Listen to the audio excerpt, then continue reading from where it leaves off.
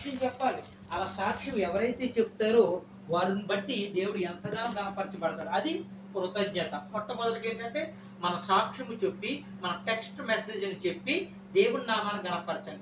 నా మొదటి స్థితి ఇది, ఇప్పుడు స్థితి ఇది. అంటే ఇంతకు ముందు ఈ విధంగా జీవించాను, ఇప్పుడు ప్రభువులోకి వచ్చిన తర్వాత, దేవుని అంగీకరించిన తర్వాత, దేవుడు చేసినటువంటి మేలు ఉపకారములు వేటిని కూడా మర్చిపోవడానికి లేదు. అది నీ సాక్ష్యం. అది చెప్పి ఖచ్చితంగా చెప్పాలి. అది కృతజ్ఞత. అది కలిగి ఉండాలి మొట్టమొదటిగా. రెండవదిగా తెలియపరుస్తున్నటువంటి మాట ఏంటంటే మేలు పొందుకున్న తర్వాత తిరిగి ప్రభువుని చేరాలి. చాలా మంది కూడా మేలు పొందుకుంటారు దేవుని దగ్గర నుంచి. మేలు పొందుకున్న తర్వాత చేసేది ఏంటంటే సాక్షాత్తు దేవునికి దూరం అయిపోతారండి. ఎంత భయంకరమైనటువంటి విషయం ఇది. చాలా మంది బిడ్డలను చూశాను. అయ్యా మాకు ఈ సమస్య ఉందండి, మాకు ఈ అనారోగ్యం ఉందండి, మాకు ఈ బలహీనత ఉందని చెప్పుకున్నప్పుడు సేవకుడిగా నాకు ఇచ్చిన అధికారంతో నేను ప్రార్థన చేస్తాను. నాతో పాటు నా సహోదరులందరితో అమ్మ పలానా సహోదరి ఇప్పుడు కష్టంలో ఉందరో తల్లి మీరు కూడా ప్రార్థించండి. మీ అందరికీ కూడా ప్రార్థన సహాయం అడుగుతాను. మీరు కూడా ప్రార్థన చేస్తారు. సేవకుడిగా నేను ప్రార్థన చేస్తాను. మనందరి ప్రార్థన ఆలకించి దేవుడు ఏం చేస్తాడంటే ఆ బిడ్డకి స్వస్థత ఇస్తాడండి. ఆ బిడ్డకి మంచి ఆరోగ్యం ఇస్తాడండి. గర్భఫలం లేనటువంటి వారు గర్భఫలం ఇస్తాడండి. అనారోగ్యంగా ఉన్న వాళ్ళకి ఆరోగ్యం ఇస్తాడండి. ఏ కొదవ ఉందో ఆ కొదవను దేవుడు తీరుస్తాడండి. మరి దేవుని తీర్చిన తర్వాత దేవుని దగ్గర తిరిగి రావాలా వద్దండి? చాలా మంది బిడ్డలు కూడా దేవుడు చేసినటువంటి మేలు ఉపకారాలు మర్చిపోయి వారు ఏం చేస్తున్నారు తెలుసండి? దేవునికి దూరం అయిపోతున్నారు. ఎవరు కూడా అలా ఉండటానికి లేదు. అందుకని దేవుడు వాక్యం ద్వారా చెప్తున్నటువంటి మాట ఏంటంటే ఆశీర్వాదం పొందిన తర్వాత దేవుణ్ణి మర్చిపోకుండా తిరిగి వచ్చి ఆయనను మహిమపరచాలి. తిరిగి వచ్చి ఏం తెలుసండి? నేను మేలు పొందుకున్న తర్వాత ఇప్పుడు నా భార్య పట్ల దేవుడు కార్యం చేస్తాడండి. నేను మేలు పొందుకున్నాను కాబట్టి, నా భార్యకి మంచి ఆరోగ్యం ఇచ్చాడు కాబట్టి ఈరోజు కృతజ్ఞతగా కూడికి పెట్టుకున్నాను. లేదా నేను పెట్టుకోగలుగుతానా?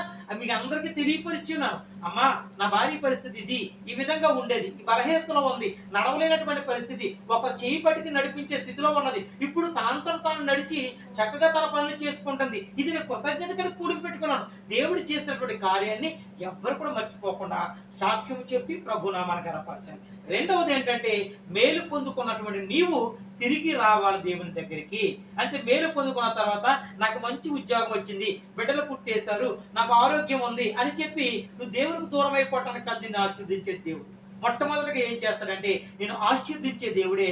కాకపోతే నువ్వు దేవుని సన్నిధికి దూరం అయితే దేవుడు చాలా బాధపడతాడండి. ఎందుకంటే నేను ఆశీర్వదించింది నాకు దూరం అవటానికి కాదు, మీరు నా దగ్గరకు వచ్చి బలపడతారని చెప్పి నేను ఆశీర్వదించాను. దేవుడు అంటున్నమాట మాట ఏంటంటే అయ్యా ఆశీర్వాదం పొందిన తర్వాత దేవుణ్ణి మర్చిపోకుండా తిరిగి ఆయనకు కృతజ్ఞత కలిగి ఉండండి అంటున్నాడండి. తిరిగి ఆయన మందిరానికి రమ్మని చెప్పి ఆయన మాట్లాడుతాడండి. చాలా మంది బిడ్డలు కూడా మర్చిపోతూ ఉంటారు. అది ఎంత మాత్రం కూడా కృతజ్ఞత కాదు. అందుకని మనం అందరం కూడా ఎలా ఉండాలంటే మేలు పొందుకున్న వారు తిరిగి ప్రభువుని చేరాలి. ప్రభు యొద్దకు వచ్చి దేవుని నామంలో నాకు కార్యం చేస్తాడని చెప్పి గంభీరమైన స్వరంతో మందిరంలో దేవుని నామాన్ని మహిమపరచాలి. ఇది ఒకటండి. ఇంకొకటిగా చూసుకున్నట్లయితే ఏమంటున్నాడంటే దేవుడిచ్చింది దేవునికి ఇచ్చేవాడిగా ఉండాలి. దేవుడు ఇస్తాడని మీరు ఏది అడిగితే అది. ఇక్కడ హన్నా కూడా ఏం చేస్తుందంటే ప్రార్థించింది. మరి అన్నా ప్రార్థన చేసినప్పుడు ఒక కుమారుడు కావాలని చెప్పి ప్రార్థించినప్పుడు నిజంగా దేవుడు ఎంత గొప్ప కార్యం చేస్తాడో తెలుసండి. కుమారుని దేవుడు అనుగ్రహించున్నాడు. తన ఏమని ఒడంబడిక చేసుకుందంటే, ఏమని దేవునికి చెప్పుకుందంటే అయ్యా నాకు ఇచ్చినటువంటి బిడ్డని నీ కొరకు నేను ప్రతిష్ఠిస్తాను, నీ సన్నిధిలో పెంచుతాను బిడ్డని చెప్పి చెప్పినప్పుడు నిజంగా దేవుడు ఎంత గొప్ప కార్యం చేశాడో తెలుసండి. అన్న మర్చిపోకుండా ఏం చేస్తుందో తెలుసండి. అన్న ప్రార్థించిన తర్వాత పొందుకున్నటువంటి కుమారుడిని సమూయేలును తిరిగి దేవునికి ప్రతిష్ఠించింది. ఈ మాట మొదటి సమూయేలు గ్రంథము 1వ అధ్యాయం 27-28 వచనాల్లో ఉంటదండి. నేను సాయంత్రకాల సమయంలో చెప్పినటువంటి పాఠంలో ఇది ఒక భావం. కాబట్టి మనమందరము కూడా కృతజ్ఞత కనపరచడం అంటే ఏంటంటే దేవునికి మనం ఏదైతే మనము చేసుకున్నామో ఆ మనముని తీర్చాలి ఖచ్చితంగా.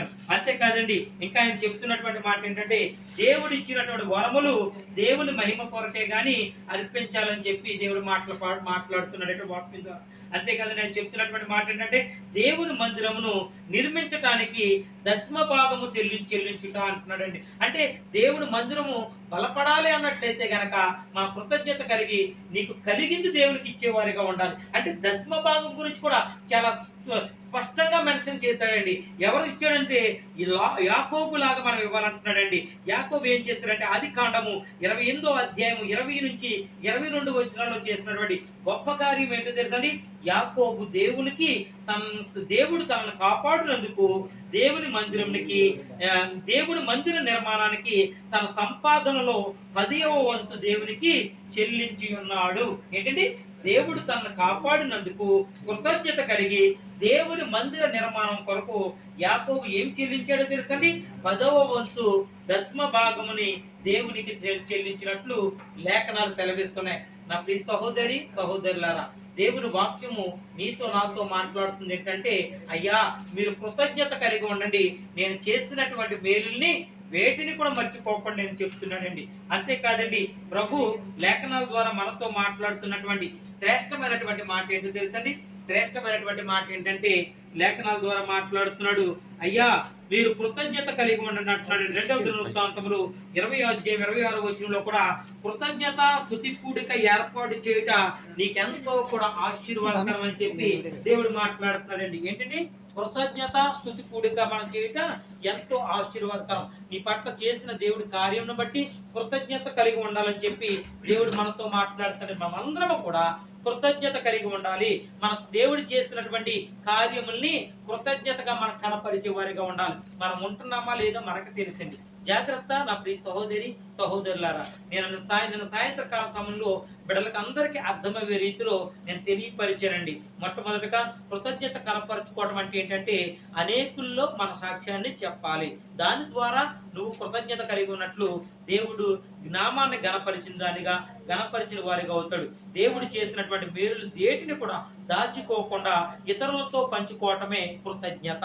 రెండవది ఏంటంటే దేవుడు చేసినటువంటి ఉపకారములకి కానుకలు సమర్పించి నువ్వు కృతజ్ఞత చెల్లించాలంటున్నాడు. కొంతమంది మొక్కుబడి చేసుకుంటారండి. ప్రభువా నాకు బిడ్డ పెడితే గనక నేను దేవుని మందిరంలో నేను భోజనాలు పెట్టుకుంటాను, లేదంటే దేవుని మందిర నిర్మాణానికి కొంత ధనాన్ని ఇస్తాను, రెంట్ నిమిత్తం కొంత ధనాన్ని ఇస్తాను. కొంతమంది నిశ్చయించుకుంటారండి హృదయంలో. అలా నిశ్చయించుకున్న వారు ఖచ్చితంగా మీరు చెల్లించాలని చెప్తున్నాడండి. ఎందుకంటే మీరు ఏది చేసినా కూడా మనస్ఫూర్తిగా చేయండి. మీకు హృదయంలో నిశ్చయించుకున్నది నా సన్నిధికి మీరు తీసుకొచ్చి ఇవ్వండి. నా సన్నిధికి మీరు ఇచ్చినట్లయితే సన్నిధిలో ఆహార ధనధాన్యములు అన్ని కూడా సమృద్ధిగా ఉంటాయి. వాటిని మళ్ళీ మందిరంలో ఉంటున్నటువంటి బిడ్డలకి మేము పెడతామని చెప్పి దేవుడు వాక్యం ద్వారా మాట్లాడుతున్నాడండి. మందిరంలో ఏం పదవులు ఉంటాయో తెలుసు కదండి. వచ్చినటువంటి బిడ్డలకి ఏమేం కావాలో కనీస అవసరతలండి. వచ్చిన వాళ్ళకి మంచినీళ్ళు బాటిల్ ఇవ్వాలండి, వచ్చిన వాళ్ళకి ఆహార పదార్థాలు పెట్టాలండి. ఇలా చేయటం వల్ల ఏంటంటే వారికి ఇంకా దేవునితో సహవాసం కలిగి ఉండాలని చెప్పి బిడ్డలు ఎంతో అత్యాశక్తితో వస్తూ ఉంటారండి. మరి మందిరంలో లేకపోతే ఎక్కడి నుంచి తీసుకొచ్చి పెడతామండి? కాబట్టి మనం అందరం కూడా కృతజ్ఞత కలిగి ఉండేవారిగా ఉండాలి.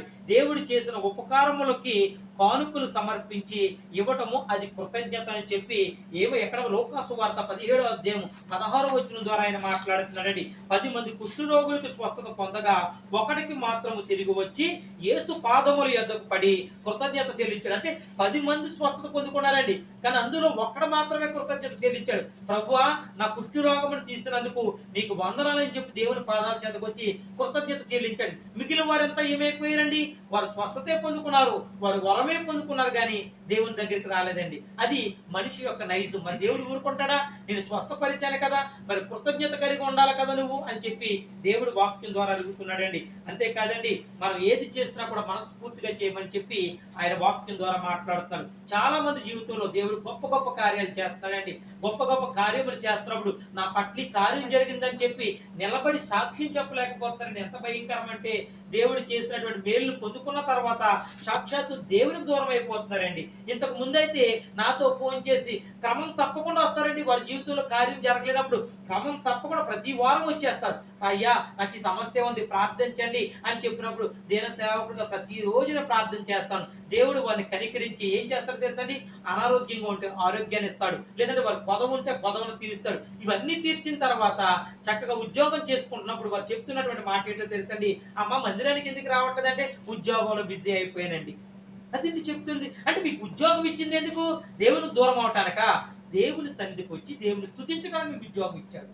మీ కుటుంబాన్ని పోషించుకోవడానికి దేవుడు మీకు ఉద్యోగాన్ని ఇచ్చాడు. మరి ఉన్న ఉద్యోగాన్ని బట్టి దేవుడు ఇచ్చిన దాన్ని బట్టి సంతోషించాలి కదా. కానీ చాలా మంది బిడ్డలు కూడా దేవునికి దూరం అయిపోతున్నారు. ఎందుకు రావట్లేదు అంటుంటే వాళ్ళు చెప్తున్నటువంటి మాట ఏంటంటే పని బిజీ అయిపోయిందండి, శుక్రవారం కూడా మాకు ఓవర్ టైం ఉంటుందని చెప్పి బిడ్డలు చెప్తున్నారు. అంటే సాక్షాత్తు దేవునికి నువ్వు దూరం అయిపోతున్నావు. అప్పుడు దేవుడు ఎంత బాధపడతాడు, నేను ఉద్యోగం ఇచ్చాను దూరం చేసుకుంటున్నాను అన్నాడు. అంటే ఉద్యోగం లేనప్పుడు నువ్వు క్రమం తప్పకుండా మందిరానికి వచ్చావు, ఉద్యోగం పొందుకున్న తర్వాత దేవునికి దూరం అయిపోతున్నావు. అంటే దేవుడు మేలు చేస్తే నువ్వు దేవునికి దూరం అవటానిక? నువ్వు కీడి కలిగినప్పుడు, నీకు దుఃఖం ఉన్నప్పుడు, నీకు బాధ ఉన్నప్పుడు దేవుని మందిరంలో కనిపించావు. మరి నువ్వు దేవుని దగ్గర నుంచి ఆశీర్వదించబడ్డ తర్వాత, మేలు పొందుకున్న తర్వాత దేవుని సన్నిధికి దూరం అయిపోతున్నావు. చాలా జాగ్రత్త నా ప్రియ సహోదరులారా. నేను చాలా మందిని చూస్తాను అలాగా. మన సంఘంలో ఉన్నటువంటి బిడ్డలనే వారు మరలా నాకు ఫోన్ చేసేవారు, అమ్మా నువ్వు చేస్తుంది తప్పు తల్లి, మేలు పొందుకున్న తర్వాత దేవుని కృతజ్ఞత కలిగి దేవుని మందిరానికి రావాలి కదా, నువ్వు రాకుండా ఉంటే అది ఎంత మాత్రం కూడా నీకు ఆశీర్వాదకరం కాదని ఒక సేవకుడిగా నేను చెప్పడం నా బాధ్యత. నేను చెప్పి ఉన్నాను కానీ వారు నా మాటని తిరస్కరించారండి. అంటే నా మాటని పట్టించుకోలేదండి. మరలా వాళ్ళు మందిరానికి వచ్చారండి. ఏ స్థితిలో వచ్చారు తెలుసా? ఏడుస్తూ మందిరానికి వచ్చి, అయ్యా మా ఉద్యోగం పోయిందండి, మా కొరకు ప్రార్థించండి. ఉన్న ఉద్యోగాన్ని ఎందుకు కాపాడలేకపోయారండి? దేవునికి కృతజ్ఞత కలిగి లేరు వాళ్ళు. నిజంగా వాళ్ళు నిజంగా కృతజ్ఞత కలిగి ఉంటే వాళ్ళకి ఒకవేళ కంటిన్యూగా వారం వాళ్ళకి సెలవు లేకపోయినా సరే, వాళ్ళకి సెలవు లేకపోయినా సరే, నెలకు ఒక సెలవు ఉన్నా సరే దేవుని మందిరానికి రావాలి కదా. పూర్తిగా దూరం అయిపోయారండి. ఎంత బాధాకరమైన విషయం. అలా ఎవ్వరూ ఉండడానికి వీల్లేదమ్మా. మనకి ఎక్కడైనా సరే సేవకుడుగా నేను చెప్పారనుకోండి, మీటింగ్ ఉంది రండి, దేవుని మాటలు విందురు కానీ కృతజ్ఞత కూడుకనం. మీకు అనుకూలం ఉంటే ఖచ్చితంగా రండి, అనుకూలం లేని పక్షాన అయ్యా మేము రాలేకపోతున్నామండి అని చెప్పి మీరు మనస్ఫూర్తిగా నిజమే చెప్పండి. అబద్ధం ఏం చెప్పవసరం లేదు మీరు ఎవరో కూడా. ఎందుకంటే మీ స్థితి నాకంటే బాగా దేవుడికి బాగా తెలుసు. ఎవరి దగ్గర మనం మాట్లాడవచ్చు, ఎవరినైనా మోసం చేయొచ్చు, భర్తను మోసం చేయొచ్చు, భార్యను మోసం చేయొచ్చు. దేవుణ్ణి ఎవరైనా మరుగు పెట్టగలుగుతారండి? ఎవరైనా మోసం చేయగలుగుతారని చెప్పండి? నాకు మరుగైందంటూ ఏదీ లేదు. నేను సమస్తమును చూచుచున్నాను, సమస్తమును దృష్టించుచున్నాను. నేను ఆకాశము నుండి భూమి మీద ఉన్న నరులను పరీక్షిస్తున్నాను, పరిశీలిస్తున్నాను, అబ్జర్వేషన్ చేస్తాను. అందులో కొందరు మంచివారు ఉన్నారు, మరి కొందరు చెడ్డవారు ఉన్నారు. కొందరు దేవుణ్ణి ఆరాధించేవారు ఉన్నారు, మరి కొందరు దేవుని మాటలు తిరస్కరించేవారు ఉన్నారు. అందులో నువ్వు ఏ జాబితాలో ఉన్నావు? అది ప్రశ్న. జవాబు మన దగ్గరే ఉంది. పాస్టర్ గారండి మాకు ఏవేవో షాకులు చెప్తున్నారు. ఎవరికి చెప్తున్నారు మీరు? దేవునికి చెప్తున్నారా? నాకు చెప్పండి, ఏం పర్వాలేదు, దేవుడికి తెలుసు కదా. ఖచ్చితంగా దేవుని నమ్ముకున్నటువంటి బిడ్డలు, దేవుని దగ్గర నుంచి ఆశీర్వదించబడిన బిడ్డ ఎవ్వరూ కూడా దేవుని దూరంగా ఉండటానికి వీలేదు. ఎందుకంటే నేను భారం కలిగి నేను చెప్తున్నాను, కృతజ్ఞత లేని వాడు వాడు కాదంటున్నాడు దేవుడు. అంతే ఖచ్చితంగా చెప్పేశాడు. అయ్యా మీకు మంచి ఆరోగ్యాన్ని ఇచ్చాడు, మనకు బిడ్డలు ఇచ్చాడు, మంచిగా ఉద్యోగం చేసుకున్నాము, మనం ఆరోగ్యంగా ఉన్న భర్తలతో ఉన్నాం, భార్యలతో ఉన్నారు, మనం కష్టపడినటువంటి సంపాదనని చిల్లుపడ్డ సంచిలో కాకుండా ఆ ధనాన్ని ఇంటికి పంపించి మన బిడ్డలను పోషించుకుంటూ మనకి ఏమైనా ఆస్తిపాస్తులు ఉంటాయి అన్ని కొనుక్కుంటున్నాం, అవన్నీ కూడా స్థిరంగా ఉంటాయంటే దేవునికి కాపుదలే కదా. దేవునికి కాపుదల లేకపోతే అంటండి రేపటి దినం మనం చూడలేమంటండి. రేపు ఏమి సంభవించబోనో అది నీకు తెలియదు.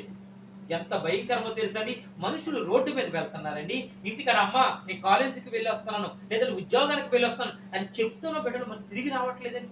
ఎంత భయంకరమైన రోజులు ఉన్నాయో తెలుసండి.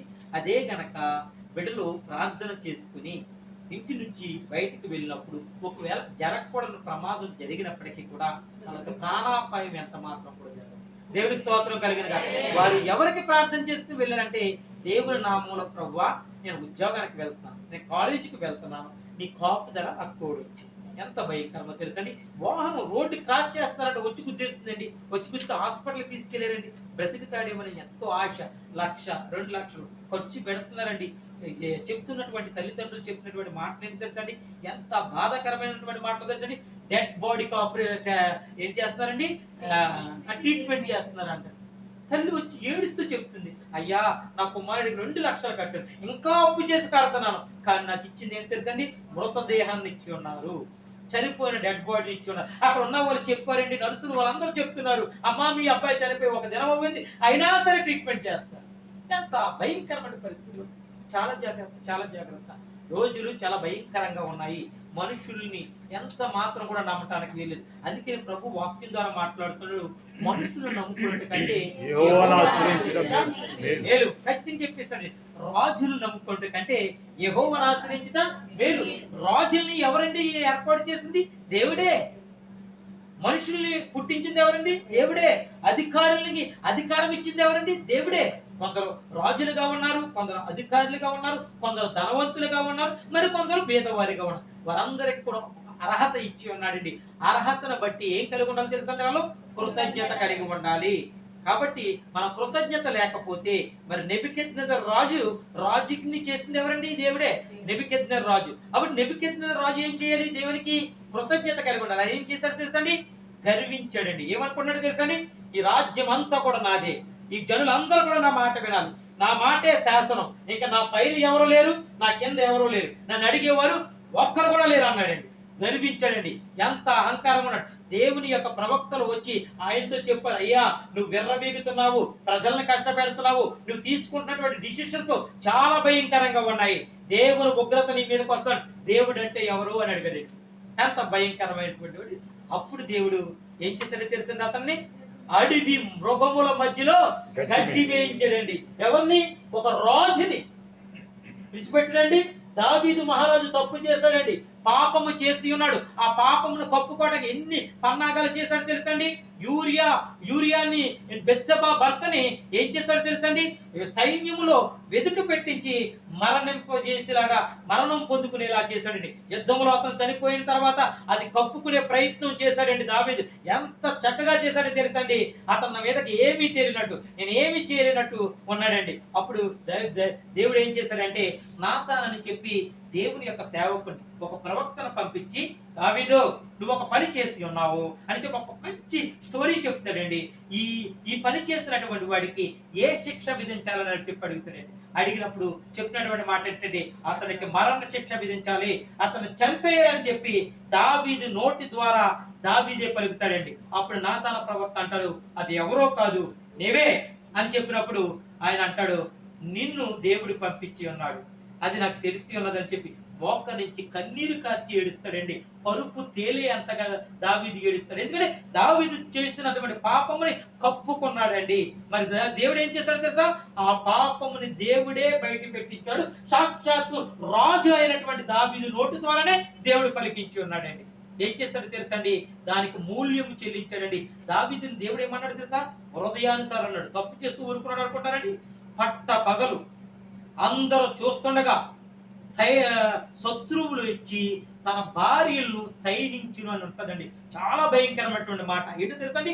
ఇతను ఎవరు చూడకుండా చాటుగా చేసి ఉన్నాడు పాపం. కానీ దేవుడు ఏం చేస్తాడో తెలుసండి? నువ్వు చేసినటువంటి పాపమునికి మూల్యము చెల్లించాలి, నువ్వు శిక్ష అనుభవించాలని చెప్పి రాజుని రాణిని ఏం చేస్తారంటే, శత్రువులు వచ్చి వారితో పాపం చేశారు. రాజు కళ్ళ ఎదుటండి. ఎంత భయంకరమండి. అంతేకాదండి, తన బిడ్డలు ఏం చేశారు? అన్న చెల్లెలు పాపం చేశారండి. అలాగే కాకుండా ఏం చేశారో తెలుసండి? తండ్రి మీద తిరగబడ్డారండి. అందులో ఉన్న కొంతమందిని దేవుడు మొత్తేశాడండి. ఏం చేశాడు? తండ్రి చేసినటువంటి పాపము, తల్లిదండ్రులు చేసినటువంటి పాపము కుమారుల మీదకు వస్తుంది, తరములు ఉంటుందని చెప్పి దేవుని వాక్యం సెలవిస్తుంది. అంటే మన తల్లిదండ్రులుగా మనం ఏ తప్పులు చేసినా సరే ఏమి కాదనుకుంటారేమో, ఆ శాపం ఎవరి మీదకి వెళ్తుందా? మనం కనుక్కున్న బిడ్డల మీదకి వెళ్తాది. మన బిడ్డల మీదకి ఆ పాపం, ఆ శాపం వెళ్ళకూడదు అన్నట్లయితే గనక మనం చాలా జాగ్రత్తగా ఉండాలి. తల్లిగా తండ్రిగా మనం ఏం చేస్తాం? దేవుని యందు భయము భక్తి కలిగి ఉండాలి. అలా ఉంటున్నామా మనం? ఒక్కసారి అది ప్రశ్న, జవాబు మన దగ్గరే ఉంది. చాలా జాగ్రత్త తల్లి.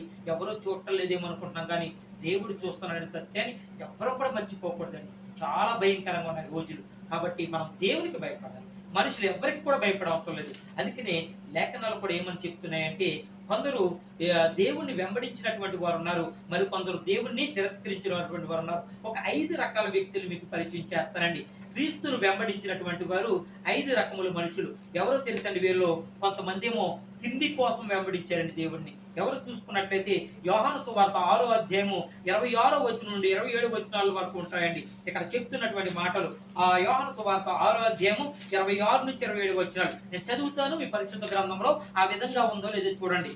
వీరు రొట్టెలు భుజించి తృప్తి పొందుట వలనే నిన్ను వెతుకుచున్నారు.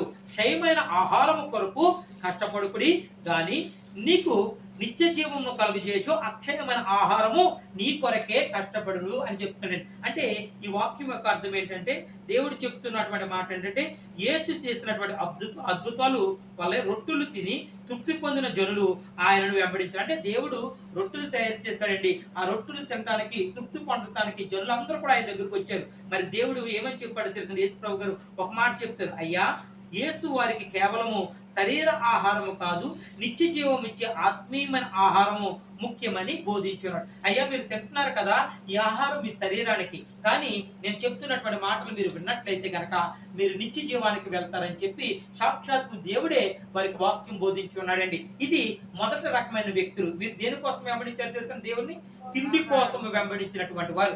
రెండవ రకమైన వ్యక్తులు ఉన్నారండి. వారు దేనికోసం వెంబడించారు తెలుసండి? యోహాను సువార్త 6వ అధ్యాయం 2వ వచనంలో ఒక మాట ఉంటదండి. యోహాను సువార్త 6వ అధ్యాయం 2వ వచనంలో వారు దేనికోసం దేవుని వెంబడించారు చూడండి. రోగుల ఎడల ఆయన చేసిన సూచక క్రియలను చూసి బహుజనులు ఆయనను వెంబడించిరి. ఆమేన్. సరిపోదు తల్లి. అంటే ఇక్కడ మనుషులు దేన్ని వెంబడించారంటే అద్భుతాలు మరియు సూచక క్రియలను చూడటకు వెంబడించాడు. అంటే దేవుడు చేస్తున్నటువంటి అద్భుతాలు చూడటానికి ఆయన చేస్తున్నటువంటి సూచక క్రియలను వెంబడించి ఉన్నారని చెప్పి దేవుడు వెంబడించినట్టు లేఖనాలు సెలవిస్తున్నాయి. కాబట్టి ఇక్కడ వెంబడించినటువంటి వ్యక్తులు ఎవరంటే కొంతమంది యేసుని చూసి అద్భుతాలు స్వస్థతలు సూచక్రియలు చూడటానికే ఆయన వెంబడించి ఉన్నారండి. కాబట్టి మనం ఎవరు కూడా అద్భుతాలు ఆశ్చర్యమైనటువంటి కార్యములు చూడటానికి దేవుని వెంబడించకూడదండి. ఆయన చేసేది ఏదైనా సరే అద్భుతంగా ఉంటుంది. మనకు దేవుడు కావాలి తప్ప ఆయన చేసే కార్యములు కాదు. మనకి దేవుడు ముఖ్యమండి. చాలా మంది కూడా ఏంటంటే స్వస్థతలు కోరుకుంటారు, ఆరోగ్యం కోరుకుంటారు. అది తప్పు కాదు, కానీ దానికంటే ముఖ్యం మన దేవుని ముఖ్యం. దేవుడు కావాలని మనం కోరుకోవాలి. అంతేకాదు నేను చెప్తున్నటువంటి మాట ఏంటంటే లూకా సువార్త 17వ అధ్యాయం 12-13 వచనంలో ఉంటుందండి. ఏమంటారంటే 10 మంది కుష్టు రోగులు యేసు ప్రభు మమ్మల్ని కరుణింపు అని కేకలు వేసిరి. అప్పుడు ఏమవ్వారు తెలుసండి? దేవుడు కనికరం చూపించి వారిని కరుణింప చేశాడు. అంటే వీరు దేని కొరకు దేవుని వెంబడించారంటే స్వస్థత కొరకు దేవుని వెంబడించారండి. ఇంకొక విధంగా చూసుకున్నట్లయితే పరిశుద్ధ గ్రంథంలో ఒక మాట ఉంటుందండి. యోహాను సువార్త 8వ అధ్యాయం 6-7 వచనంలో ఒక మాట ఉంటుందండి. ఏమంటుందంటే ఆయన మీద నేరము మోపవలనని ఆయనను శోధించుచు ఎలాగూ అడిగిరి. మీలో పాపము లేనివాడు మొట్టమొదట రాయి వేయవచ్చునని చెప్పాను. దేవుణ్ణి కూడా శోధించినటువంటి వారు ఉన్నారండి. వీరు ఎవరు అని మనం ఆలోచించినట్లయితే బోధన తప్పు పట్టుటకు వెంబడించినటువంటి వారు కొంతమంది ఉన్నారండి. అంటే సాక్షాత్తు దేవుడు చేస్తున్నటువంటి రిఫరెన్స్ తల్లి యోహాను సువార్త 6వ అధ్యాయము యోహాను సువార్త 8వ అధ్యాయం 6-7 వచనాలు. ఇక్కడ ఆయన మీద నేరము మోపలేని ఆయనను శోధించుచు ఇలాగు అడిగిరి. అయితే యేసు వంగి నేల మీద వేలితో ఏమో రాయుచుండెను. వారాయనను పట్టు వదలక అడుగుచుండగా ఆయన తల ఎత్తి చూచి మీలో పాపం లేనివాడు మొట్టమొదట ఆమె మీద రాయి వేయుచుండెను. ఆమేన్. వ్యభిచారం కలిగినటువంటి స్త్రీని పట్టుబడ్డ తర్వాత వీళ్ళు ఎవరంటే అక్కడ ఉన్నటువంటి శాస్త్రులు పరిసర్యులు ఏం చేశారో తెలుసండి? రాళ్లతో కొట్టి చంపాలని చెప్పి ఒక నిర్ణయం. అంటే ఆ రోజుల్లో అదొక క్రమం, ఆ పట్టుబాటు. దాన్ని బట్టి దాన్ని చంపాలని చెప్పి వాళ్ళందరూ కూడా ఏకమైపోయారండి. అలా ఏకమైపోయినప్పుడు దేవుని ఎదుటికి వచ్చిందండి తీర్పు. దేవుని ఎదుటికి వచ్చినప్పుడు సాక్షాత్తు దేవుడు ఏమని చెప్తున్నాడో తెలుసండి? ఆయన మీద నేరము మోపవలనని ఆయన శోధించుటకు ఎలాగూ అడిగిరి. మీలో పాపము లేనివాడు మొట్టమొదట రాయి వేయడని చెప్పిను. అమ్మా మీలో ఎవరైతే పాపం లేదు, అయ్యా మీలో ఎవరైతే నీతిమంతులుగా ఉన్నారో ఆవిడ తప్పుడు ఆవిడ చేసింది పాపం అని చెప్పి మీరు అనుకుంటున్నారో వారు ఎవరైతే మొదటగా వచ్చి రాయేస్తారో వెయ్యండి, కానీ మీలో పాపం ఉండకూడదు. ఎంత మాత్రం పాపము లేనటువంటి వాడు వచ్చి మొదటగా ఆవిడ మీద రాయేయమని చెప్పి యేసు ప్రభు చెప్పినప్పుడు అందరూ కూడా రాళ్ళు పట్టుకుని ఉన్నారండి. వెంటనే ఆయన చెప్పిన వెంటనే రాళ్ళన్నీ కూడా విడిచి వెనక్కి వెళ్ళిపోయారు. అంటే ప్రతి ఒక్కరిలోనూ పాపం ఉంది. అందుకే కదండి జీవగ్రంథం చెప్తుంది ఒక్కడు నీతిమంతుడు లేడు. ఒక్కడు కూడా ఎవ్వడు కూడా లేడండి. ఎవరు నీతిమంతుడు అంటే మనం ఆరాధిస్తున్నటువంటి దేవుడే నీతిమంతుడు. ఆయన తప్ప మరొకరు ఎవరు కూడా నీతిమంతులు లేదు. ఆయన యథార్థవంతుడు, నీతిమంతుడు, న్యాయవంతుడు. అందరికీ కూడా ఆయన సమన్యాయంగా న్యాయం చేసే దేవుడు. ఆయన తప్ప వేరొక దేవుడు లేడు. చాలా మంది కూడా ఉంటారు దేవీ దేవతలు. ఆ విషయం గురించి మనం ప్రస్తావించవలసిన అవసరం కూడా లేదు. ఎందుకంటే మన దేవుడు చెప్పింది ఏంటంటే ఆకాశం పైనే కానీ భూమి కిందే కానీ ఏ రాయిని కూడా ఏ విగ్రహమును కూడా మీరు మొక్కకూడదు, దాన్ని చేసుకోకూడదు, దానికి సాగిలా పడకూడదు చెప్పేశాడు. నేను తప్ప మీకు వేరొక దేవుడు లేడు. చాలా స్పష్టంగా ఉంటాయండి ఈ మాటలు. కాబట్టి ఆయన తప్ప మరొక దేవుడు మనకు లేడు. అందుకని ఇక్కడ ఏమంటున్నాడంటే బోధకులందరూ కూడా ఏం చేశారంటే బోధనలు తప్పు పట్టుటకు వెంబడించారు. ఎవరంటే దేవుడు చేస్తున్నటువంటి బోధ తప్పుడు బోధ, ఆయన కరెక్ట్ కాదని చెప్పి ఈయనతో వెంబడించిన వారు ఎవరంటే శాస్త్రులు, పరిసయ్యులు. అంటే అక్కడ ఉన్నటువంటి తెలివైనటువంటి వారు, జ్ఞానవంతులు యేసు ప్రభు కరెక్ట్ కాదని చెప్పి వెంబడించినప్పుడు యేసు ప్రభు వారు చెప్తూ ఉంటాడు, చాలా శ్రేష్టమైనటువంటి మాట, మీలో ఎవరైతే తప్పు చేయనటువంటి వారు ఉన్నారో వారు వచ్చి ఈ స్త్రీ మీద మొదట రాయి వేయమని చెప్పినప్పుడు ఒక్కరు కూడా వేయలేకపోయారండి. అంటే అందరూ తప్పు చేసినటువంటి వారే. మనుషుల్ని మబ్బు పెట్టొచ్చు, మోసం చేయొచ్చు. దేవుడు గనక మబ్బు పెట్టి మోసం చేసినట్లయితే ఆయన ఏం చేస్తారే, ఆయన హస్తం వచ్చి గోడ మీద రాస్తుంది అంటండి. నువ్వేం చేస్తావో, ఎప్పుడు తప్పు చేసావో, ఏ క్షణంలో తప్పు చేసావు, ఏ సంవత్సరంలో తప్పు చేసావు, ఏ సమయంలో తప్పు చేసావో అలా గోడ మీద రాస్తుంది అంటండి. దాన్ని చూసినప్పుడు మనం తట్టుకోగలుగుతామండి.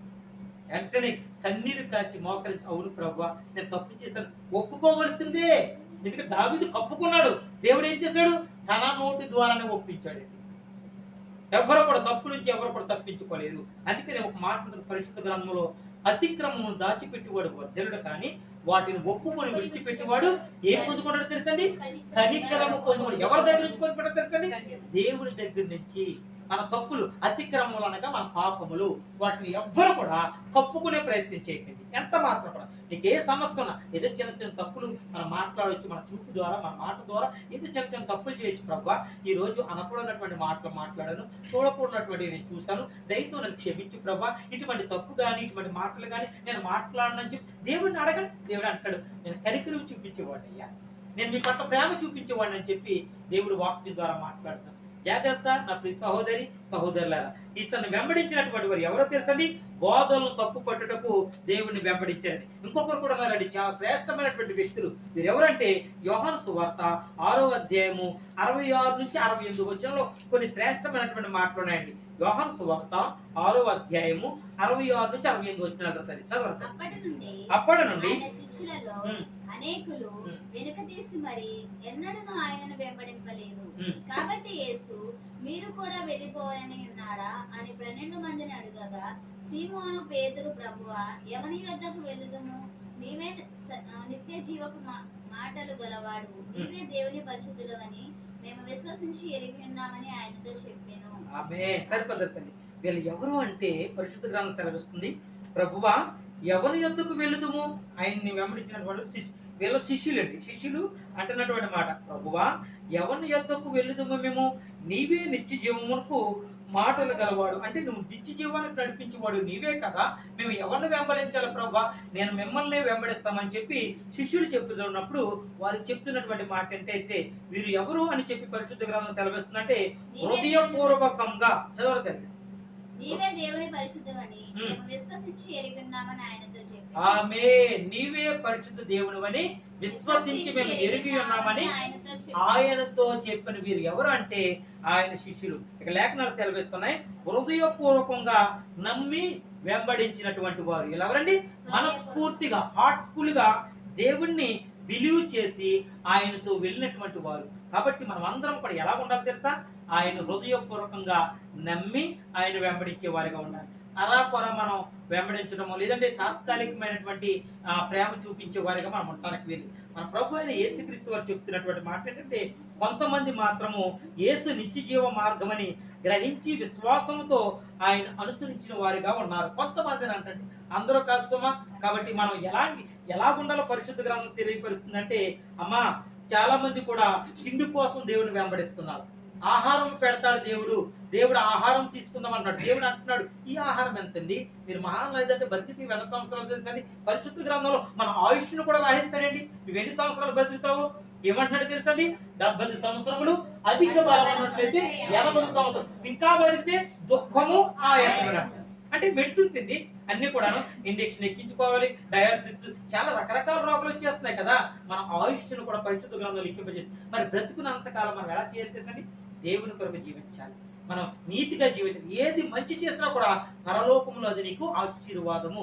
దేవుడు అంటున్నాడు, మిమ్మల్ని దీవిస్తానయ్యా, మిమ్మల్ని ఆశీర్దిస్తాను, మీకు నేను తోడుగా ఉంటాను. కానీ భూమి మీద ఎలా ఉండాలంటే నా వాక్యానుసారంగా మీరు నడుచుకోండి, లోకానుసారంగా మీరు నడుచుకోవద్దు. లోకంలో ఉన్న అన్ని కూడా అల్పకాల పాప భోగములే, ఇంతలో కనబడి అంతలో మాయమైపోయేటివే, రమ్యముగా కనపడతాయి కానీ అవి మిమ్మల్ని ఆకర్షించుకుంటాయి. మిమ్మల్ని ఎవరిని కూడా నిత్య జీవానికి నడిపించవు. నడిపించేదల్లా నేనే మార్గము, నేనే సత్యము, నేనే జీవము, నా ద్వారా తప్ప మరి ఎవడు కూడా తండ్రి యొద్దకు చేరలేడు, ఎవరు కూడా నిత్య జీవానికి చేరలేడు. మారు మనసు లేనివాడు నా వాడు కాదు. నన్ను నమ్మి వెంబడించినటువంటి వారే, నన్ను నమ్మి విశ్వసించి మారు మనసు ఎవరైతే పొందుకుంటాడో వారికి నిత్య రాజ్యం అంటున్నాడండి. జాగ్రత్త నా ప్రియ సహోదరి సహోదరులారా, 7 రకములు క్రీస్తును వెంబడించినటువంటి వారు 5 రకముల మనుషుల్ని మీకు తెలియపరిచారు. మొట్టమొదటి వారు ఎవరంటే తిండి కోసము దేవుని వెంబడించారండి.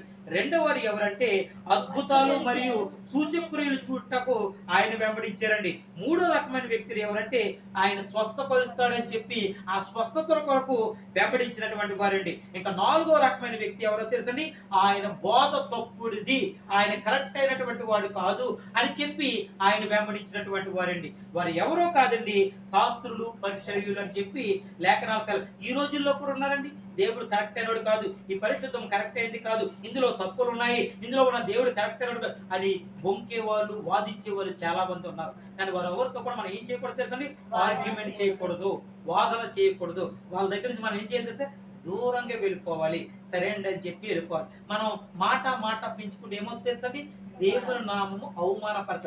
ఎలా అవమానపరచబడుతుందండి? నేను దేవుని సన్నిధికి వెళ్ళానండి, దేవుని వాక్యం విన్నాను, బయట ఒక వ్యక్తి వచ్చి అయ్యా మీ దేవుడు అలాంటి వాడు అంటే మనకి ఏమవుతుంది, కోపం వస్తుందండి. కోపం వచ్చినట్టు ఏం చేస్తాం, వాళ్ళని తింటామని. తిట్టిన వెంటనే వాళ్ళు ఏమంటారు తెలుసండి, వాళ్ళు అన్యులు బయట ఉన్నారు, వారు చెప్పినటువంటి మాట ఏంటంటే ఇప్పుడే కదండి మందిరానికి వెళ్ళి వచ్చారు ఇలా మాట్లాడతారు చూడండి అని చెప్పి ఎదుటి వారికి మనం చూపించి దేవుని నామాన్ని, దేవుని నమ్మినటువంటి బిడ్డలు ఎలాగుంటారని చెప్పి దేవుని నామాన్ని ఏం చేస్తాం, అవమానపరుస్తారు. ఎవరి వల్ల కలిగింది, మన వల్లే.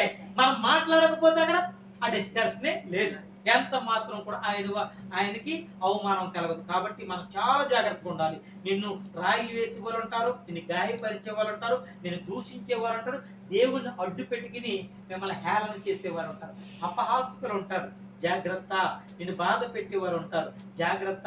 ఎంత మాత్రం కూడా భయపడవద్దు, నువ్వు పట్టించుకోవద్దు అని చెప్తున్నాడండి. నేను ఉన్నాను కదా, ఈ సమస్య ఏమన్నా నాతో చెప్పుకోమంటున్నాడండి. ఇక్కడ 4 రకముల వ్యక్తులు మేము చూపించాను. బోధనలు తప్పు పట్టుటకు దేవుని వెంబడించిన వారు ఉంటారు. కొంతమంది ఉంటారండి, దేవుని సన్నిధికి వచ్చి ఆయన ఏం వాక్యం చెప్తాడు, కరెక్ట్ చెప్తాడా, అందులో ఉన్న తప్పులు పట్టుకోవాలనుకుంటాడు. దేవుని సన్నిధికి దానికోసం మనం రాకూడదు.